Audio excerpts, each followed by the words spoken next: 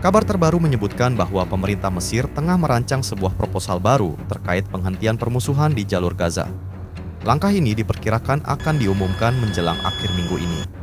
Informasi yang dihimpun dari berbagai sumber mengindikasikan bahwa inisiatif dari negeri piramida ini memiliki tujuan untuk menciptakan sebuah kesepakatan gencatan senjata dengan durasi yang lebih panjang. Bahkan, Mesir mengusulkan potensi masa berlaku antara 5 hingga 7 tahun. Guna merealisasikan hal tersebut, rancangan perjanjian ini akan menyertakan mekanisme penjaminan dari aktor-aktor regional dan internasional. Langkah ini diambil untuk memastikan bahwa baik pihak Israel maupun Hamas menjalankan komitmen mereka sesuai dengan kesepakatan yang telah dibuat. Diketahui bahwa penyusunan usulan ini dilakukan oleh Mesir melalui koordinasi yang intensif dengan Qatar dan Amerika Serikat. Apabila draft perjanjian ini berhasil disepakati oleh pihak-pihak terkait, maka seluruh aktivitas militer di wilayah Gaza akan dihentikan secara menyeluruh.